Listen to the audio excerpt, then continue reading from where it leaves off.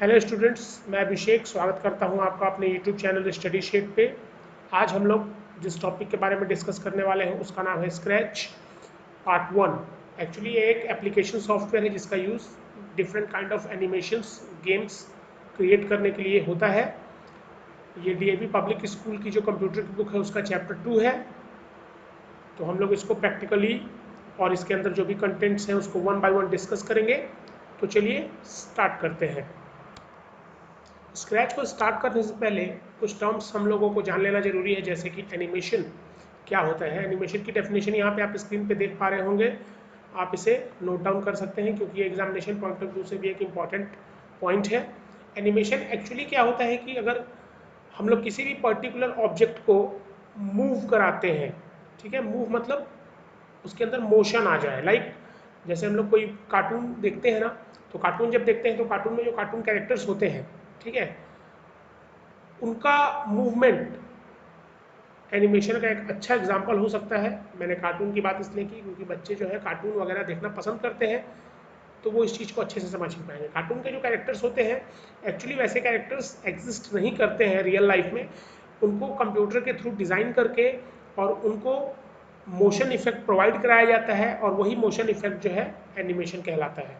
ठीक है, means animation is a way to make any object movable, okay, and the object can be any kind of drawing, photograph that can be different from each other. मतलब ये हुआ कि animation जो होता है वो किसी भी ऑब्जेक्ट को मूव कराने के काम में आता है, मूवेबल बनाने के काम में आता है, उसको मोशन प्रोवाइड करने के काम में आता है। और ये ऑब्जेक्ट क्या हो सकते हैं, तो ये ऑब्जेक्ट आपके द्वारा बनाए हुए कोई भी ड्राइंग हो सकते हैं, कोई भी फोटोग्राफ हो सकते हैं, ठीक है। और वो फोटोग्राफ जो एक दूसरे से डिफरेंट हो, क्योंकि अगर सेम फोटोग्राफ या सेम ड्राइंग ही होंगे तो वो जब मूव करेंगे तो आपको पता नहीं चलेगा। ठीक है, इसका मैं एक बहुत अच्छा एग्जांपल देता हूँ। आप मोबाइल यूज़ करते होंगे, मोबाइल में आप कंटिन्यूसली फोटोग्राफ क्लिक कीजिए, 10 20 25 50 फोटोग्राफ क्लिक कीजिए, और उन फोटोज़ को जल्दी जल्दी जब आप मतलब फास्ट व्यू कीजिएगा तो आपको लगेगा कि वो एक वीडियो की तरह चल रहा है। ठीक है, ये आप घर पे भी करके देख सकते हैं। तो मतलब क्या हुआ कि जब फोटो आपने क्लिक की होगी, तो फोटो क्लिक की होगी तो जिस भी पर्टिकुलर ऑब्जेक्ट की फोटो आपने क्लिक की होगी तो उस ऑब्जेक्ट के जो उस ऑब्जेक्ट का मूवमेंट है, कंटिन्यूअस अलग अलग मूवमेंट कैप्चर किए होंगे आप फोटोज में, ठीक है। और उन फोटोज को जब आपने एक साथ इकट्ठा करके और जल्दी जल्दी देखना शुरू किया, मतलब उसको प्ले किया, स्लाइड शो का भी ऑप्शन आता है उसमें आप कर सकते हैं, तो आपको ऐसा लगेगा कि वो ऑब्जेक्ट जो है वो मूव कर रहा है एज लाइक अ वीडियो, ठीक है ना। तो ये एनिमेशन होता है, वही एनिमेशन क्रिएट करना हम लोग इस सॉफ्टवेयर में सीखेंगे। अब बात कर लेते हैं what is scratch. Scratch is an application software. Application software मैंने बताया है क्लास 6 की वीडियो में भी, वैसे मैं इसमें भी एक बार चर्चा कर देता हूँ। डिफरेंट टाइप ऑफ टास्क को परफॉर्म करने के लिए जो डिफरेंट टाइप ऑफ सॉफ्टवेयर हम लोग यूज करते हैं, they are in the category of application software, ठीक है। तो स्क्रैच भी एक एप्लीकेशन सॉफ्टवेयर है जिसको हम लोग अपने कंप्यूटर पर इंस्टॉल करते हैं, which allow us to create interactive stories, game animation ETC. मैंने बता दिया स्टार्टिंग में ही कि इसमें डिफरेंट टाइप ऑफ स्टोरीज, अगर आपके माइंड में ऐसी कोई स्टोरी है तो उसको आप पिक्चराइज कर सकते हैं, इसका यूज़ करके different kind of game create कर सकते हैं, वो मैं आगे करके बताऊंगा आपको। एनिमेशन भी बना सकते हैं, जैसे कोई कैरेक्टर आपने डिज़ाइन किया और उसको मूवेबल बनाने का काम किया तो वो एनिमेशन भी आप इसमें डिज़ाइन कर सकते हैं, ठीक है।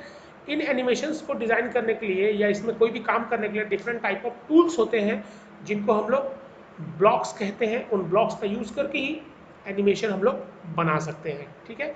और स्क्रैच को डाउनलोड करने के लिए ये लिंक यहाँ पे दी हुई है, इस लिंक को आप क्लिक करेंगे तो सीधे स्क्रैच की डाउनलोड होने वाले लोकेशन पे आप चले जाएंगे, वहाँ से आप स्क्रैच की फाइल को डाउनलोड कर सकते हैं। स्क्रैच का जो वर्जन हम लोग पढ़ रहे हैं वो स्क्रैच का वर्जन 1.4 है, तो ध्यान रहे कि स्क्रैच का वर्जन 1.4 ही डाउनलोड करें, वहाँ पे और भी डिफरेंट वर्जन्स अवेलेबल होंगे।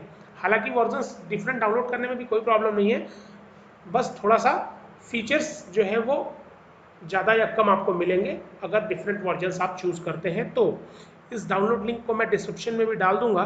तो स्क्रैच को ओपन करने के लिए क्या किया जाता है, जैसे अदर सॉफ्टवेयर को भी ओपन करते हैं, क्लिक स्टार्ट, ये आपका स्टार्ट मेनू है, इसको क्लिक करेंगे, इसके बाद फिर ऑल प्रोग्राम को सेलेक्ट करेंगे, उसके बाद स्क्रैच, ये स्क्रैच का आइकन है, कैट का जो फेस दिखाई दे रहा है ना, ये स्क्रैच का आइकन है, इसको क्लिक करेंगे तो आपका स्क्रैच जो है वो ओपन हो जाएगा। जैसे ही स्क्रैच ओपन होगा तो स्क्रैच का ये विंडो आपके सामने दिखाई देगा। ठीक है, ये जो डिफरेंट लेबल्स लगाए हुए हैं मैंने एरो का यूज़ करके, ये लेबल्स मैंने अपने से लगाए हैं, ये आप स्क्रैच का विंडो ओपन करेंगे तो ये आपको नहीं दिखाई देंगे। ठीक है ना, ये डिफरेंट लेबल्स मैंने लगाए हैं कि किस पर्टिकुलर प्लेस को क्या इसमें बोला जाता है, इसलिए मैंने ये लेबल्स लगाए हैं। तो मैं स्टार्टिंग से शुरू करता हूँ। जैसे फर्स्ट में सबसे टॉप में है title bar. Title bar actually क्या होता है, वैसे तो मैंने इन सारे जो भी कंटेंट्स यहाँ पे हैं, जो भी कंपोनेंट्स हैं, इन सभी को मैंने वन बाय वन एक्सप्लेन किया है नीचे। ठीक है, इसके बाद जो नेक्स्ट स्लाइड्स आएंगे उनके बाद मैंने उन सारे पॉइंट्स को एक्सप्लेन कर रखा है, लेकिन मैं यहाँ पे आपको प्रैक्टिकली दिखा देता हूँ कि जब आप ओपन करेंगे ना, तो ओपन करेंगे तो ये आपके सामने डिस्प्ले होगा, और इस पर्टिकुलर विंडो में जो भी कंटेंट्स हैं, जो भी कंपोनेंट्स, इनको कंपोनेंट ऑफ स्क्रैच स्क्रीन कहा जाता है।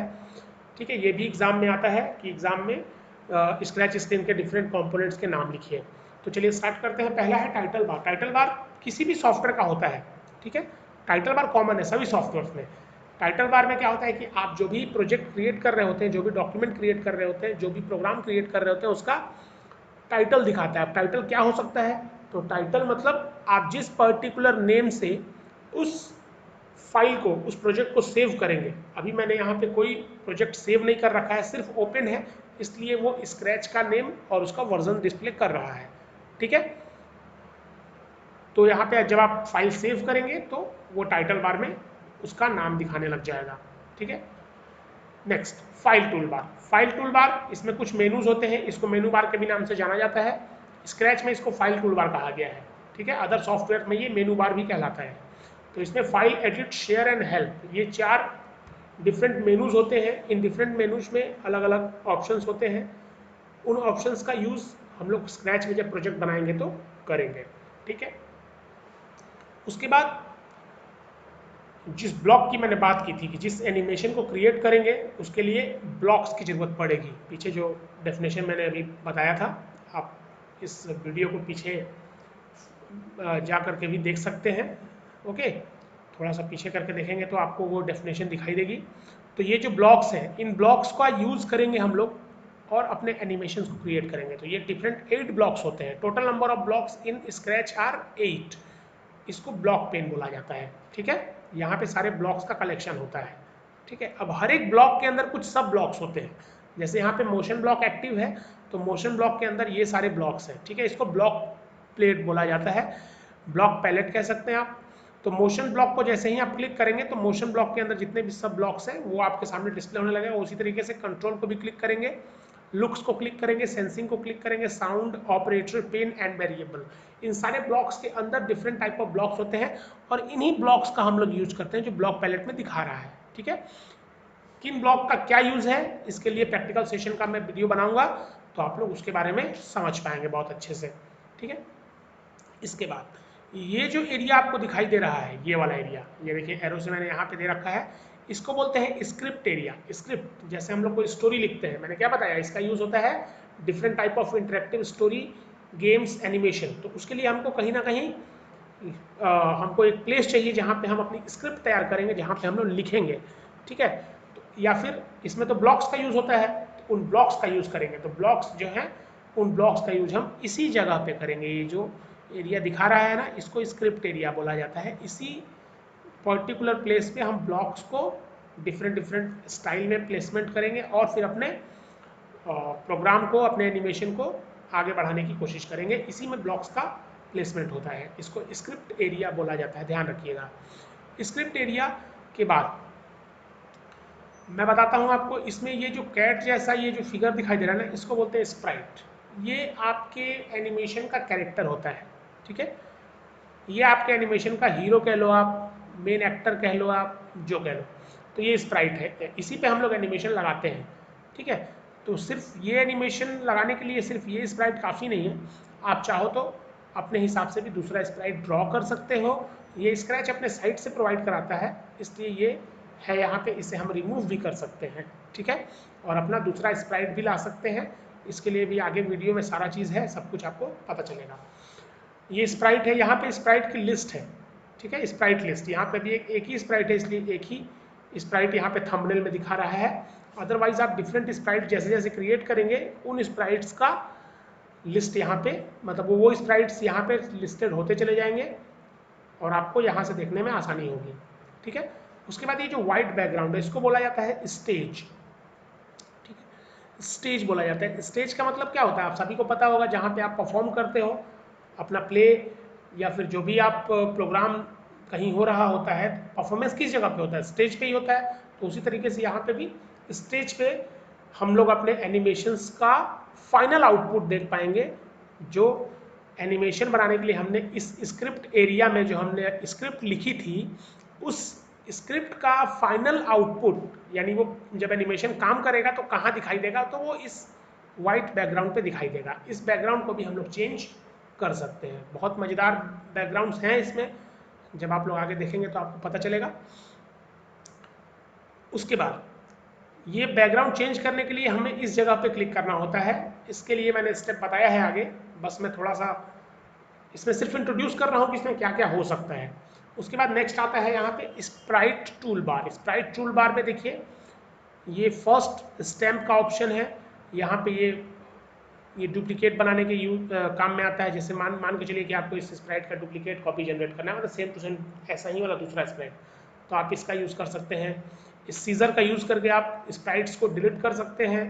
ये वाला जो ऑप्शन दिखाई दे रहा है जिसमें एरो आउटसाइड में है, इसका यूज़ करके हम लोग स्प्राइट की साइज को इंक्रीज कर सकते हैं। इसको ग्रो स्प्राइट के नाम से जाना जाता है।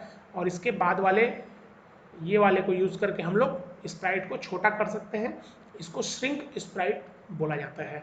ठीक है, वैसे जब आप स्क्रैच पे वर्क करेंगे तो जिस पर्टिकुलर ऑप्शन पे आप अपना माउस का कर्सर ले जाएंगे तो वो उसके बारे में आपको बता देगा कि वो किस ऑप्शन पे आपने अपने माउस का कर्सर रखा है, और वहाँ से भी फिर आपको जानकारी मिल सकती है। ओके, इसके बाद ये स्प्राइट के बारे में कुछ जानकारी इस जगह से मिलती है। इसको बोलते हैं current sprite info pane. Info stands for information. Okay, तो ये जो स्प्राइट है इसके बारे में हमको जानकारी मिलती है।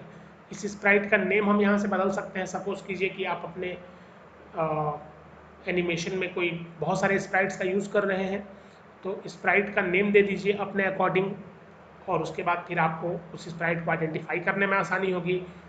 ठीक है, उसके बाद फिर स्प्राइट का रोटेशन कैसे होगा, स्प्राइट कैसे मूव करेगा, वो सारी जानकारी हमको यहाँ पर मिलती है। तो ये था स्क्रैच स्क्रीन के जो डिफरेंट कंपोनेंट्स हैं उसको मैंने एक्सप्लेन किया आपके सामने, और उन्हीं कंपोनेंट्स को मैंने यहाँ पे डिटेल में लिख रखा है, जिसका आप नोट्स क्रिएट कर सकते हैं और इन्हें याद करने की कोशिश करें। एक्चुअली जब आप प्रैक्टिकल करेंगे तो आपको याद करने की ज़रूरत भी नहीं पड़ेगी। ये automatically learning by doing method के थ्रू आप करते जाएंगे, आपको ऑटोमेटिकली वो याद होता जाएगा। यही खासियत होती है प्रैक्टिकल की। ठीक है, तो ब्लॉक पेन में सारे ब्लॉक की लिस्ट है।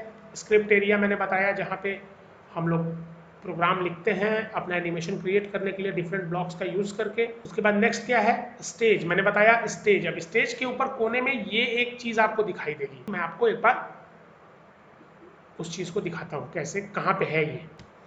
देखिए यहाँ पे है। ठीक है, ये तीनों ऑप्शंस हैं।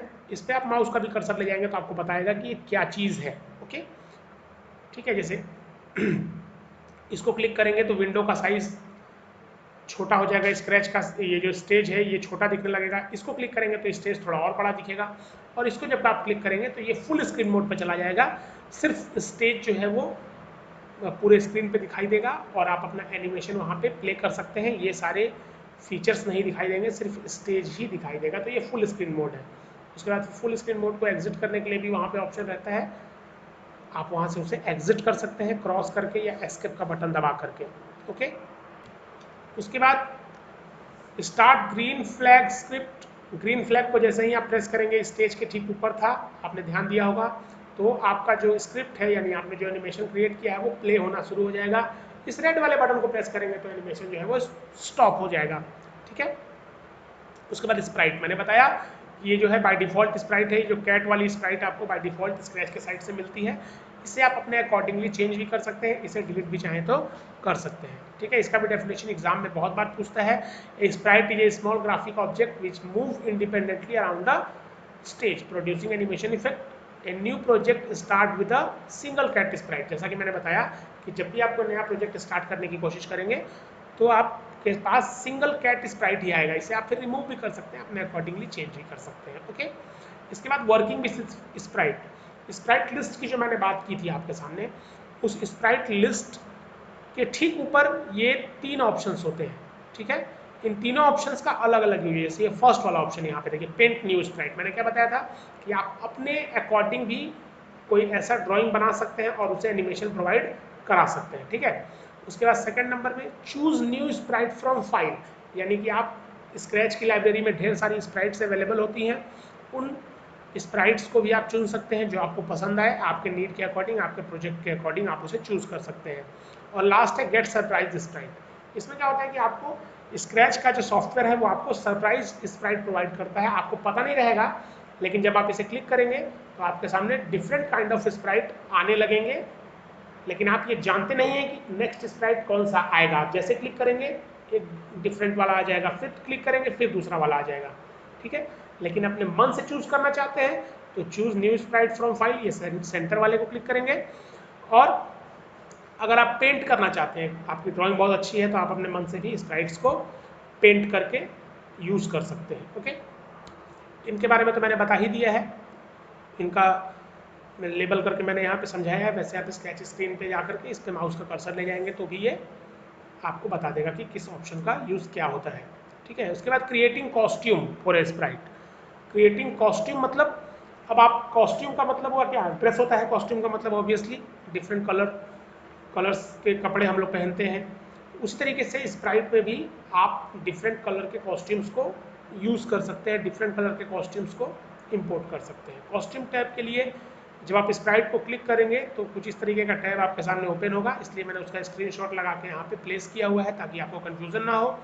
उसके बाद कॉस्ट्यूम पे क्लिक करके यहाँ देखिए 3 ऑप्शंस अवेलेबल है। ठीक है, paint, import and camera. Okay, तो पेंट का मतलब हुआ कि आप, वही मैंने बताया कि आप अपने हिसाब से कॉस्ट्यूम भी डिज़ाइन कर सकते हैं, ना कि सिर्फ स्प्राइट।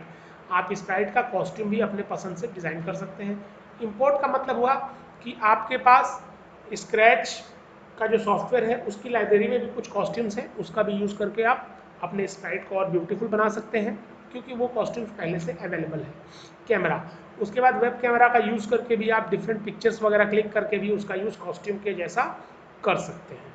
ठीक है, इसके बाद मैंने करंट स्प्राइट इन्फो पेन के बारे में बताया था। स्प्राइट का नेम होता है वहाँ पे XY पोजीशन। स्प्राइट का मूवमेंट जब होता है, आप लोगों ने ग्राफ पढ़ा होगा जिसमें X एक्सिस और Y एक्सिस होता है ना, उस जगह वैसा ही मूवमेंट के लिए यहाँ पे भी X और Y एक्सिस पे आपकी स्प्राइट मूव करती है। जैसे ही आप अपने स्प्राइट को मूव कराएंगे इनकी वैल्यूज़ जो है वो चेंज होती रहती है। ठीक है, इसके बाद डायरेक्शन स्प्राइट जो है उसका डायरेक्शन जो है वो किस डायरेक्शन में है, कैसे वो चेंज हो रहा है, उसका भी इंफॉर्मेशन हमको यहीं से मिल जाता है। लॉक स्टेट, ये लॉक दिया हुआ ना, लॉक स्टेट जैसे ही ये लॉक रहेगा, इसको आप क्लिक करेंगे तो ये अनलॉक भी हो जाएगा, ये जो लॉक दिया हुआ है। तो आप इस लॉक को क्लिक करेंगे और अगर ये लॉक स्टेज में है, मतलब जैसे अभी दिखा रहा है लॉक है ना, तो स्प्राइट जो है आपका प्रेजेंटेशन मोड पे यानी फुल स्क्रीन मोड पे मूव नहीं करेगा। ठीक है, लेकिन जैसे ही उसे आप अनलॉक कर देते हैं तो फिर से वो मूव होना शुरू हो जाएगा। ठीक है, उसके बाद रोटेशन स्टाइल बटन, ये 3 बटन हैं डिफरेंट रोटेशन के लिए। ठीक है, जैसे फर्स्ट है the costume rotate as the sprite change direction.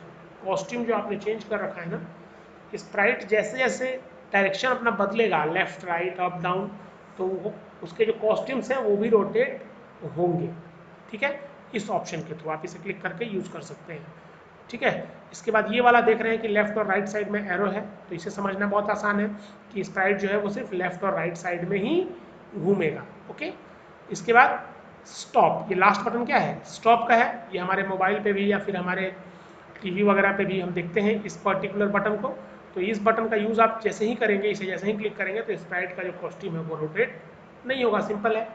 Sprite list की मैंने बात की थी, ये वही स्प्राइट लिस्ट है, ये पहला स्प्राइट है देखिए। इसके बाद जैसे जैसे आप स्प्राइट इंपोर्ट करेंगे उन 3 स्टार्स का यूज़ करके, जो मैंने पीछे बताया अभी, new sprite, from library, paint sprite, surprise sprite, उनका यूज़ करके तो यहाँ पे देखिए लिस्ट बनती चली जाएगी डिफरेंट स्प्राइट्स की, और ये सारे स्प्राइट्स जो हैं आपके स्टेज पे दिखाते रहेंगे। स्टेज के ऊपर आप उसे देख सकते हैं। ठीक है। उसके बाद फिर जैसे ही आप स्प्राइट के ऊपर राइट क्लिक करेंगे, जैसे ये स्प्राइट है, ठीक है, कोई भी स्प्राइट के ऊपर आप राइट क्लिक करेंगे तो ये 4 ऑप्शंस आएंगे। ये भी इंपॉर्टेंट है एग्जामिनेशन पॉइंट ऑफ व्यू से कि what happen when we right click on the sprite. तो स्प्राइट पे जैसे ही राइट क्लिक करेंगे तो ये 4 ऑप्शंस आपके सामने आएंगे। फर्स्ट, शो, यानी display A Sprite that is of on the stage और हिडन, मतलब स्टेज के ऊपर जो स्प्राइट नहीं दिखाई दे रहा है उसे आप यहाँ से ये ऑप्शन क्लिक करके उसे वहाँ पे अपीयर करा सकते हैं, दिखने लगेगा। इसके बाद एक्सपोर्ट दिस स्प्राइट, ठीक है, मतलब आपने अगर कोई स्प्राइट ड्रॉ किया है, ठीक है, या फिर आपने कहीं से कोई स्प्राइट इंपोर्ट किया इंटरनेट का यूज़ करके, तो आप उस स्प्राइट को अपने स्प्राइट फाइल में भी सेव कर सकते हैं। डुप्लीकेट, थर्ड ऑप्शन, डुप्लीकेट करने के लिए जब आप क्लिक करेंगे तो ऑब्वियस सी बात है कि उस स्प्राइट का सेकंड कॉपी जनरेट हो जाएगा। डिलीट करना है, अगर कोई स्प्राइट आपको इसमें से पसंद नहीं आ रही है या आपके प्रोजेक्ट के हिसाब से एक्स्ट्रा है तो आप उसे डिलीट कर सकते हैं। ये चारों ऑप्शंस आपको कब मिलेंगे, मैं फिर से एक बार बता देता हूँ। जैसे ही राइट क्लिक करेंगे तो आपको ये चारों ऑप्शंस दिखाई देने लगेंगे। कहाँ राइट क्लिक करना होगा, स्प्राइट के ऊपर राइट क्लिक करना होगा। ओके, इसके बाद बात आती है बैकग्राउंड चेंज करने की। मैंने बताया था कि आप बैकग्राउंड चेंज करेंगे। बैकग्राउंड चेंज करने के लिए देखिए ये स्प्राइट के ठीक बगल में स्टेज व्हाइट कलर का है, आप पीछे स्क्रैच कंपोनेंट वाले विंडो को देख सकते हैं, यही चीज़ है। इसे जैसे ही आप क्लिक करेंगे तो एक ऐसा वाला 1 2 यहाँ पे लिखा हुआ है, देखिए जैसे ये पहला है, यहाँ पे क्लिक करेंगे तो ऐसा एक आपके सामने विंडो अपीयर होगा छोटा सा। इस पे आप सेम जैसे स्प्राइट का कॉस्ट्यूम चेंज करते थे वैसे ही बैकग्राउंड भी आप चेंज कर सकते हैं। पेंट करने का मतलब है कि आप अपने अकॉर्डिंग दे लीजिए, आपके पसंद का होगा। इंपोर्ट मीन्स स्क्रैच की लाइब्रेरी से आप डिफरेंट बैकग्राउंड्स इंपोर्ट कर सकते हैं। जैसे देखिए यहाँ पे स्टेज वाइट है ना, लेकिन मैंने जैसे ही चेंज किया तो ये डिफरेंट टाइप ऑफ बैकग्राउंड्स यहाँ पे डिस्प्ले होने लगे। आप वेब कैमरा का यूज़ करके भी वेब बैकग्राउंड आपको मन करता है कि आप अपना पिक्चर लगा दें तो कैमरा का यूज़ करें और अपना पिक्चर लें और वहाँ पे आप स्टेज पे उसे प्लेस कर सकते हैं। ठीक है, इसके बाद आता है सेविंग अ प्रोजेक्ट। आप अपने प्रोजेक्ट को सेव कर सकते हैं। सेव करने के लिए कुछ भी नहीं है, जैसे सारे सॉफ्टवेयर्स में हम लोग यूज़ करते हैं सेव करने का फीचर, वैसे ही इसमें भी यूज़ करेंगे। फाइल मेनू पे क्लिक करेंगे। फाइल मेनू पे क्लिक करने के बाद 2 ऑप्शंस आएंगे आपके पास, सेव एंड सेव एज। ठीक है, दोनों में से आप कोई भी फीचर यूज़ कर सकते हैं। ठीक है, तो सेव एज ऑप्शन यूज़ कीजिए, मैं तो कहूँगा सेव एज ऑप्शन यूज करेंगे। जैसे ही सेव एज ऑप्शन को आप क्लिक करेंगे तो आपके सामने एक विंडो अपीयर होगी। वहाँ से आप, एक्चुअली मैंने इसके लिए कोई विंडो नहीं बनाया है क्योंकि स्टूडेंट्स फाइल्स को सेव करना अच्छे से जानते हैं, लेकिन इस पर्टिकुलर चैप्टर में मुझे ये टॉपिक भी कवर करना था, इसलिए मैंने ये चीज़ इसमें मेंशन की है। ठीक है, तो फाइल को सेव करेंगे तो सेव करने के लिए हमको लोकेशन बताना होगा कि फाइल हम कहाँ सेव करें, डेस्कटॉप पे सेव करें, सी ड्राइव में सेव करें, डी ड्राइव में सेव करें, कहीं भी सेव कर सकते हैं। उसका लोकेशन आप बताइए। लोकेशन बताने के बाद अपने प्रोजेक्ट का नेम दीजिए, और ध्यान रहे स्टूडेंट्स, प्रोजेक्ट का नेम वही दें जो जिस पर्टिकुलर टॉपिक पे आपने प्रोजेक्ट बनाया है। जैसे ज़्यादातर बच्चे क्या करते हैं कि अपना नाम दे देते हैं, अपना नाम दे देते हैं, फिर नेक्स्ट जब बनाते हैं प्रोजेक्ट तो उनको कोई दूसरा नाम नहीं सूझता है। तो ऑलवेज फाइल या किसी भी प्रोजेक्ट का नेम देना है तो ऐसा नाम दें जिस पर्टिकुलर टॉपिक से वो प्रोजेक्ट रिलेटेड है। ठीक है, उसके बाद फिर आप कुछ डिस्क्रिप्शंस दे सकते हैं प्रोजेक्ट का। उसके बाद कि ये प्रोजेक्ट मैंने बनाया है तो उसके बारे में कोई कीवर्ड्स आप डालना चाहें, ऑप्शनल है, ज़रूरी नहीं है, लेकिन प्रोजेक्ट का नेम मैंडेटरी है, ये आपको देना ही होगा। उसके बाद लास्ट में ओके बटन पर क्लिक कर दीजिए, आपका प्रोजेक्ट जो है वो सेव हो चुका है। ठीक है, सेव हो गया। अब आप उस प्रोजेक्ट को ओपन कर सकते हैं, दोबारा देख सकते हैं, कोई मॉडिफिकेशन हो तो कर सकते हैं। लेकिन आपने कोई भी एनिमेशन क्रिएट किया और क्रिएट करने के बाद प्रोजेक्ट को सेव नहीं किया और आपने अपना कंप्यूटर ऑफ कर दिया बिना सेव किए, तो आप इन फ्यूचर उस फाइल को फिर से देख नहीं पाएंगे। इसलिए आपको अपने प्रोजेक्ट को हर पर्टिकुलर चेंज के बाद सेव करते रहना चाहिए। ठीक है, एक वन टाइम आप सेव एज ऑप्शन क्लिक करेंगे या सेव वन टाइम ही आपको ये डिटेल्स भरने होंगे। दोबारा जब आप सेव करेंगे ना, कंट्रोल एस उसका शॉर्टकट की होता है, कंट्रोल प्लस एस दबाते रहेंगे तो आपका फाइल बार बार सेव होता रहेगा। दोबारा आपसे वो फाइल नेम नहीं मांगेगा। लेकिन अगर फाइल का नेम आप चेंज करना चाहते हैं, हो सकता है कि आपने जो फाइल नेम दिया आपको पसंद ना आ रहा हो, आप उसे चेंज करना चाहते हैं, तो चेंज करने के लिए फिर से सेव एज ऑप्शन का क्लिक कीजिएगा तो फिर से वो आपसे नेम पूछने लगेगा। मतलब सेव मीन्स वन टाइम आप फाइल नेम देंगे और दोबारा फिर अपने वर्क को सेव करते रहेंगे। सेव एज का मतलब है कि आप फाइल का नेम और लोकेशन फिर से चेंज कर सकते हैं जितनी बार चाहें उतनी बार। उसके बाद एक छोटा सा यहाँ पे नोट है, हर एक फाइल का एक एक्सटेंशन नेम होता है जिसके थ्रू हम उस फाइल को पहचानते हैं, आइडेंटिफाई करते हैं। तो स्क्रैच का जो एक्सटेंशन नेम है वो है .sb। सपोज कीजिए कि आपने DAV स्कूल के नाम से प्रोजेक्ट बनाया, तो स्क्रैच में बनाया है तो वो प्रोजेक्ट कैसे सेव होगा, DAV स्कूल .sb। ये .sb जो है एक्सटेंशन नेम है स्क्रैच फाइल का, जिसके थ्रू हम स्क्रैच फाइल को पहचानते हैं, आइडेंटिफाई करते हैं। ठीक है। इसके बाद ओपन करने के लिए सिंपल है, फाइल मेनू पे क्लिक कीजिए, ओपन ऑप्शन पे क्लिक कीजिए, अपने प्रोजेक्ट का लोकेशन चुन लीजिए कि आपने कहाँ उसे सेव किया था, उस फाइल को उस लोकेशन से उस फाइल को चूज़ कीजिए और ओके कर दीजिए। आपका फाइल जो है वो ओपन हो जाएगा। अपने प्रोजेक्ट को आप शेयर भी कर सकते हैं इंटरनेट पे, क्योंकि आपने प्रोजेक्ट, ये स्क्रैच का सॉफ्टवेयर ये फैसिलिटी प्रोवाइड कराता है कि आप अपने प्रोजेक्ट को इंटरनेट पे शेयर कर सकें। ठीक है। तो शेयर करने के लिए उसमें ही मतलब आपको शेयर मेनू, शेयर का ऑप्शन है वहाँ पे। ठीक है। शेयर पे क्लिक कीजिए। शेयर करने के बाद कुछ डिटेल्स हैं जो आपको भरना होगा वहाँ पे, और उसके बाद फिर जो डिटेल्स रिक्वायर्ड होंगे उनको भरने के बाद कुछ बेसिक जानकारी होगी कि मतलब आप अपने बारे में कुछ डिटेल्स दे सकें, और उसके बाद फिर आप अपने प्रोजेक्ट को, जैसे आपका स्क्रैच के वेबसाइट का नाम पूछेगा, पासवर्ड पूछता है, वहाँ पे आपको अकाउंट क्रिएट करना पड़ेगा, जैसे हम लोग जीमेल वगैरह पे अकाउंट क्रिएट करते हैं, ताकि आपको उस स्क्रैच के वेबसाइट पे एक जगह मिल जाएगी जहाँ पे आप अपना प्रोजेक्ट वगैरह शेयर कर सकेंगे। और उसके बाद फिर आप अपना प्रोजेक्ट सिंपली, आपका प्रोजेक्ट अपलोड होगा, थोड़ा टाइम लग सकता है, और उसके बाद फिर वो शेयर ऑप्शन पर क्लिक करेंगे तो आपका प्रोजेक्ट जो है वो शेयर भी हो जाएगा। ठीक है। और शेयरिंग से रिलेटेड कुछ टिप्स यहाँ पे लिखे हुए हैं कि आपको उसमें अपना अकाउंट बनाना चाहिए, है ना, और प्रोजेक्ट आपका 10 MB से ज़्यादा होगा तो वो अपलोड नहीं होगा। तो ये सारी चीज़ें हैं, इन चीज़ों को थोड़ा फॉलो करना पड़ेगा। उसके बाद आप सक्सेसफुली उसे यूज़ कर लें। तो पता चला कि आपका प्रोजेक्ट का जो साइज़ है वो बड़ा है और आप सोच रहे हैं कि अपलोड क्यों नहीं हो रहा है, तो मोर देन 10 MB की फाइल उस पर अपलोड नहीं होती है, इसका आप ध्यान रखेंगे। असेसमेंट एक्टिविटीज़ हैं कुछ, ये आप लोग पढ़ लीजिएगा, और बुक से पेज नंबर मैंने मेंशन कर रखा है, और उस पेज नंबर के सारे सॉल्यूशंस हैं इसमें, लेकिन ये मैं एक्सप्लेन नहीं करूँगा क्योंकि मैंने यहाँ पे सारी चीज़ें अभी एक्सप्लेन की हैं। उसी से रिलेटेड क्वेश्चंस थे, उनको मैंने यहाँ पे आंसर जरूर किया है।